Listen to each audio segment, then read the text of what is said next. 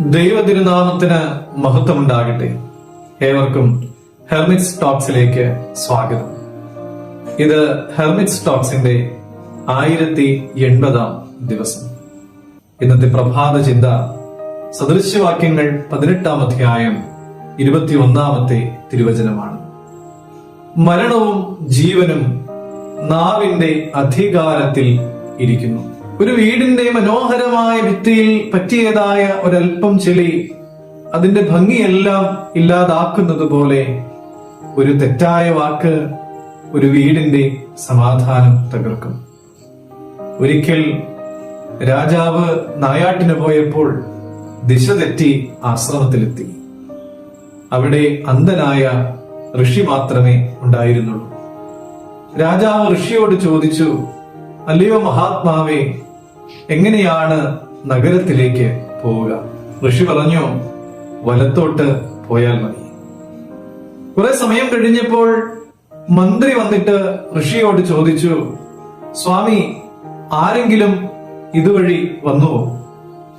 അപ്പോൾ ഋഷി പറഞ്ഞു, മഹാരാജാവ് ഇതിലെ വന്നിരുന്നു, വലത്തോട്ട് തിരിഞ്ഞ് നഗരത്തിലേക്ക് പോയി.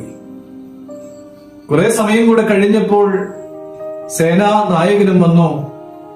അയാൾ ചോദിച്ചു, ആരെങ്കിലും ഇതുവഴി വരുന്നത് താങ്കൾ കണ്ടുവോ? അപ്പോൾ ആ ഋഷി പറഞ്ഞു, രാജാവും മന്ത്രിയും വലത്തോട്ട് തിരിഞ്ഞ് നഗരത്തിലേക്ക് പോയി. മൂവരും രാജകൊട്ടാരത്തിൽ സംഗമിച്ചു. എങ്ങനെയാണ് അന്ധനായ ഋഷി തങ്ങളെ 3 പേരെയും തിരിച്ചറിഞ്ഞത് എന്ന് ആശ്ചര്യപ്പെട്ട് വേഗം തന്നെ ആശ്രമത്തിലെത്തി. ആശ്രമത്തിൽ ചെന്ന് ഋഷിയോട് ചോദിച്ചപ്പോ ഋഷി പറഞ്ഞു, സാധാരണ ഋഷിയായ എന്നെ മഹാത്മാവേ എന്ന് സംബോധന ചെയ്യണമെങ്കിൽ അതൊരു രാജാവിന് മാത്രമേ സാധിക്കുകയുള്ളൂ.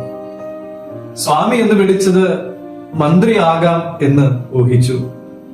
താങ്കൾ എന്ന് സംബോധന ചെയ്തത് സൈന്യാധിപനും.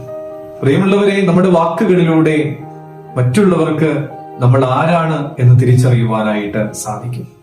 നമ്മുടെ വാക്കുകൾ ആരെയും തകർക്കുന്നതോ ആരെയും വേദനിപ്പിക്കുന്നതോ ആകാതിരിക്കുവാനായിട്ട് ശ്രദ്ധിക്കണം.